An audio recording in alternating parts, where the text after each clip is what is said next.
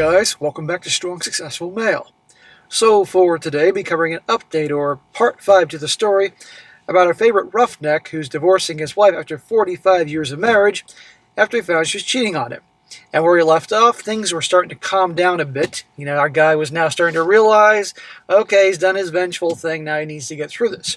And again, you all recall, because this was like 2 weeks ago, I advised him, obviously, stay out of trouble. You don't want to ruin things with your kids and grandkids with her. Talk to a lawyer, all that, and let's just move this thing forward. Well, here he is with an update here, because things have definitely gotten interesting.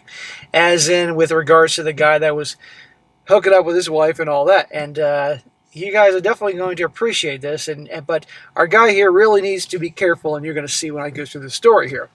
But real quick, I got a quick email from a young subscriber, only 21 years old, who wanted to just write in and a quick thank you, how the channel has helped him get through some hard times. He's now kicking butt in life. I love when these things come in. They're not very long, but I like to read them to show you guys that it helped this channel, and all the stories that you guys send in, they do help people. So this guy says here real quick, he says, "Hi SSM. My name is Jake, and I wanted to send you a quick email to let you know just how much help you and your channel have been in helping me improve myself. I'm 21 years old and just finished my junior year of college. I'm on track to graduate next May and then go on to law school." Bravo. Good for you, man. Last year, your senior year, there you go. "I found your channel 3 years ago during my freshman year after my high school girlfriend abruptly ended our relationship. At the time, we were doing the long-distance thing, and I truly thought we were unique and could make it work. I won't lie, she was my first real girlfriend, as well as many other real things." So, classic story, high school girlfriend, don't want to break up, off to college, long-distance thing. The next thing you know, she's breaking up with you. And we can all imagine why, and her reasoning, and what was going on, but yeah, that sucks. And a lot of guys are like you, thought it would last forever. It really hurt, and I admit that I fell into several months of deep depression.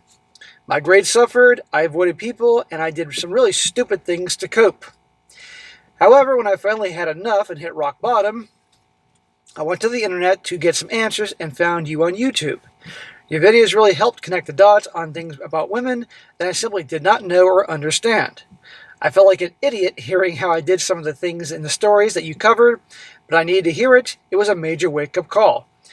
Well, bro, yeah, I can imagine. Nobody wants to hear that they're idiots and stupid and did dumbass things, but by hearing the other stories, like guys did the same thing, you can at least know you're not alone. And that's what I say to all you guys in there. Listen to these stories. You'll see where you went wrong. And I'm sure you're probably like, oh, God, when you heard somebody do something similar.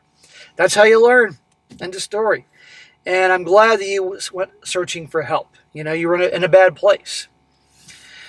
Well, aside from helping me understand reality when it comes to the girls, your show also helped motivate me to get back on track.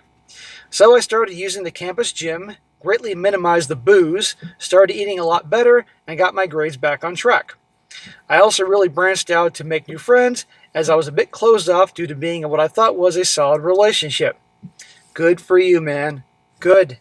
At the end of the day, only you can truly pull yourself out from a hole and get your life back on track.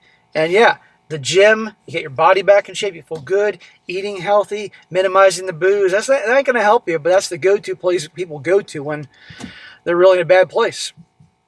And having friends, having a social life. But yeah, you no doubt obviously closed yourself up because you probably made your girlfriend your whole world. I was able to turn everything around, and now about 2.5 years later, I'm in great shape, have a good circle of friends, and know exactly what I want to do in life. Wonderful. Because most people going well into their 20s, sometimes 30s, don't know what the hell they want to do. I've also been with a few girls, as I'm not a monk, but my goals are my top priority. Anyway, thanks to your show, I was able to pull myself out of the depressive funk that I was in and turn it all around. Since I found you, I have made a point to listen to a show from one of your channels every day to keep myself motivated and on track. To all the guys out there, we can all go through hard times, but it is your job to get yourself out of it and turn things around. Never make your girlfriend your life, or you could have a very bad outcome. Have goals, have hobbies, make friends, and take care of your body. Even if the hard times seem hopeless, if you keep moving forward, you will eventually crawl out of the hole. Thanks, SSM. Jake, class of 2027. Jake, that is awesome. I love hearing the young brothers that write in and talk about how they turn things around. That's good. And in a way, it's a good thing that all happened your freshman year. Because if this happened in the end, you would have been with her longer, and it would probably taken you three times as long to get out of the whole thing, you know? But at least your freshman year happened, boom, the Band-Aid was ripped off. You made some mistakes. I'm sure you probably gotten a lot of alcohol because you said you got off the booze, maybe some drugs, I don't know. And you got yourself out of that, and that's really good. I'm glad you found me. I'm glad it helped. And this is why guys got to hear these stories, because then they learn, like, oh, shit, I was doing that. I sound like a fucking dumbass. Just take the pain. It'll help you learn, you know? So good for you. This is your last summer before your senior year. Enjoy yourself this summer, but I'm trusting you have a job. Definitely want to start stockpiling the cash now. You'll need it later on, you know, because you got LSATs coming up in your senior year, then off to law school. Law school ain't easy. I had a girlfriend for years that did law school, and obviously then she was a lawyer. I had friends that are lawyers that went through the whole thing. It was demanding, but just take it one day at a time, and you're going to be all right. So good for you, man. All right, on to the main story. Says here, hey, SSM, this is the 64-year-old roughneck. Well, I spent a pleasant week in the mountains with my dogs, fishing and shooting, no cell service. My son came up and brought his family to let Grandpa cook dinner for all of them and fish with him. Sadly, I ran out of fresh water, so we loaded up and headed back down. Not long after coming out of the canyon, my phone blew up with messages, emails, Facebook notifications, and I turned the phone to silent until the chaos ended. You can't even go away. You go away, and you come back into cell service, and boom, all this stuff. And you're probably like, what the hell's going on with the ex now? Well, she's not an ex yet, but pretty soon. Well, I pull up to my house and back the trailer into its spot. I took a load of dirty laundry into the house to get sorted out. I was trying to get perishable food into the house and things that needed to be washed and replaced done so I could get the hell out of Dodge ASAP. Well, I noticed an Amazon box in the front porch. I usually access the house from the back, so I went to get it. When I opened the front door, a number of business cards that had been slid under the door and jammed in fell out. I gathered up 6 cards from the cops and detectives dated and timed at different times during my absence. Cards from cops and detectives suddenly at your house? What the hell? He says, yeah, I'm shitting peach pits about now. There isn't anything other than please return my call ASAP and shit like that. I need to figure out what the fuck they want with me. Before I do anything, I need to listen to and read the 127 text messages, 68 Facebook Messenger messages, 44 WhatsApp messages, and 21 emails. Dude, what the fuck is going on? Well, obviously something if it warrants the detectives and police to show up at your house, clearly multiple times. You can't even go away and not have all hell break loose. He says, holy fuck. I haven't called the lead detective back yet. I'm still trying to figure out my next move. Kind of like being in a minefield. So here's all the hullabaloo. Number 1, my soon-to-be ex is driving the oldest daughter crazy. 2, she's still threatening to harm herself. I still don't care. 3, apparently Trevor is missing. Yeah, gone. So I got to be really careful about how I describe this. Remember, Trevor's the younger guy who's banging his wife. Trevor, I think he's 39 years old, married, kids, not going to be married for long because the wife's divorcing him.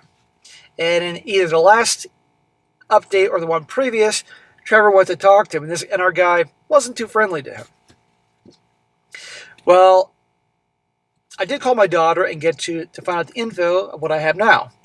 3 days into my camping trip, the city police from Trevor's hometown contacted my soon-to-be ex to see if she knew where Trevor was. Oh boy. I don't know the particular details, and I'm sure the cops won't offer any, but Trevor has been staying with his brother, and when his brother came home, Trevor's car was in the driveway, and his phone, wallet, keys, everything was in his room, but no Trevor. About midnight, the police were called. They went and talked to the soon-to-be ex-wife, and then back to the brothers. Between the time the cops had left the brothers during the night and to the ex-wife and then back, it was sometime the next morning. The brother had gone to work, and when the wife went to leave, she noticed a significant amount of what appeared to be blood on the garage floor under where her husband's car usually is. That's why it hadn't been seen the night before. What the fuck, man? So, I think you all can see where this is going here. This guy's missing. All his stuff is left behind. Blood stains in the freaking garage, and this guy was banging a married man's wife. And our guy here, definitely had words with him. So in other words, guess why the cops and the detectives and everybody else, all the horses, all the king's horses and all the king's men are coming after our guy here? Holy shit. Lawyer. Alibi. So you can all imagine that all the cops would like to talk to the cheated on redneck with anger issues and a dislike for government officials. So I'll call the local detective. I know him. I'll offer to talk to him. Hang on. I am not a lawyer. I'm not in law enforcement, all that. But I know enough that given the circumstances, sir, I wouldn't be talking to the detectives, the police, anybody, not even a meter maid, unless I had a lawyer present. Holy shit. Because this guy's missing. The blood, obviously, your altercation, your history for, understandable angry situations you've been in. Yeah, dude. Lawyer.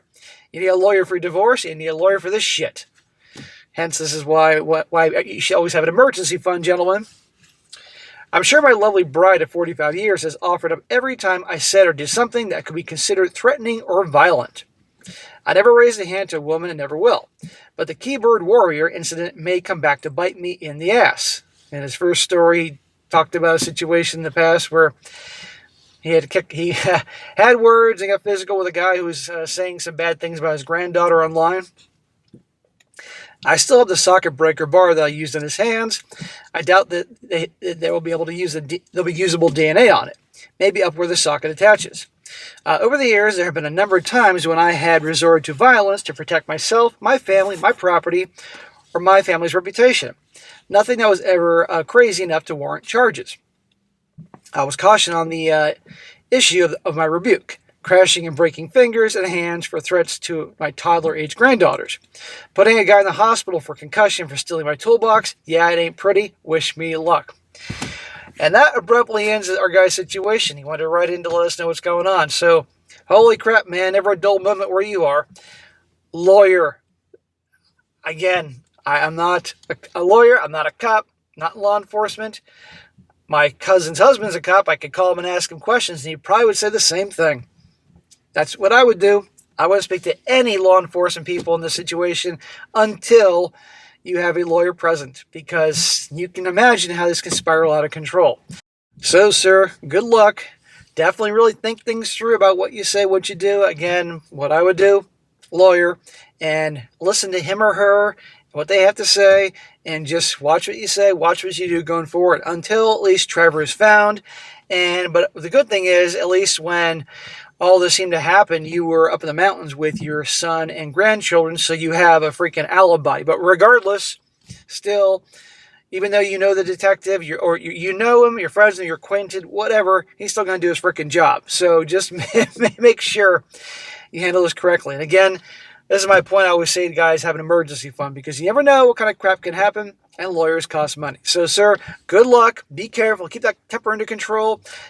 I said in the last video, don't do anything, get yourself spending your final years in prison. Well, obviously you didn't do anything, but still, they're going to be pointing to you. So just be careful, and you'll get through this. And let me know down the road, all of us, how things go. So guys, you're watching this right now. Anybody in law enforcement or any lawyers out there, I'm sure you'll probably agree with what I just said. So just let our guy here know what you think about that. We can help him out and avoid anything going down. All right, guys, that's it for today. Be sure to comment down below. I just said that. Be sure to like the video, share with your friends, and subscribe. I'll catch you next time.